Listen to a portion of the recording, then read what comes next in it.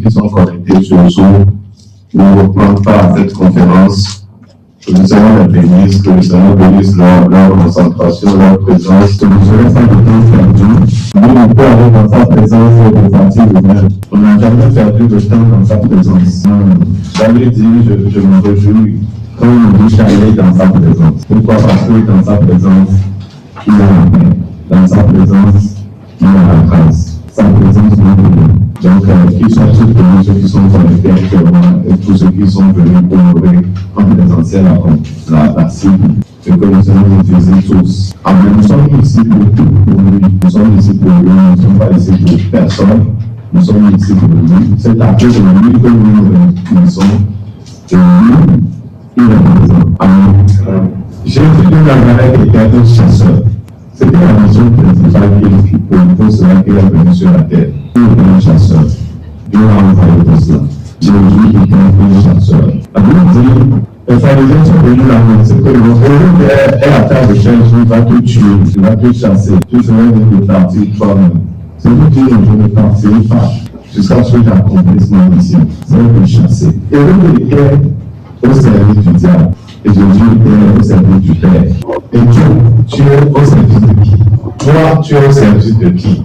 Et Rose était inséré dans sa mission. Pourtant, une mission pour faire le mal. Et Jésus aussi était inséré dans sa mission. Pourtant, il n'est pas prêt à abandonner pour qui que ce soit. Il n'est pas prêt. Assis devant le roi Hérode. Toi, pour qui tu travailles? Quelle est ta mission? Il y a que deux maîtres. Il y a le prince des ténèbres. Je répète, il y a que deux maîtres qui règnent dans ce monde. Il y a le prince des ténèbres et le prince de la paix. Amen. Deux princes gouvernent dans ce monde. Le prince des ténèbres et le prince de paix. Le prince des ténèbres, nous l'appelons l'Antichrist. C'est l'ennemi du Christ. C'est l'ennemi de la paix. Il est l'ennemi de la paix. Tout son œuvre consiste à détruire la paix des hommes. Le but de Satan, c'est de menacer notre paix. Le but du diable, dans tout son travail, dans toute son organisation, c'est de déséquilibrer la paix des hommes. Tout ce que Satan fait, c'est pour que nous ne soyons pas en paix. Vous ne pouvez pas imaginer tout ce qu'il déploie pour cela. Il ne doit pas pour ça. Il est toujours effrayé.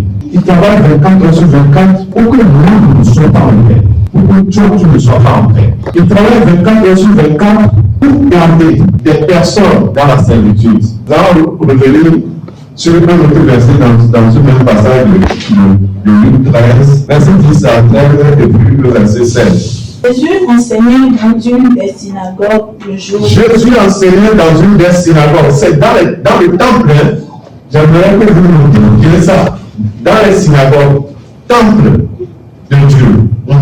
Et voici, il y avait là une femme possédée d'un esprit qui la rendait infirme depuis 18 ans. N'est-ce pas contradictoire? Dans le temple de Dieu, où les sacrificateurs venaient officier le sacrifice. Il y avait les pharisiens, les docteurs de la loi, ils maîtrisaient les Écritures.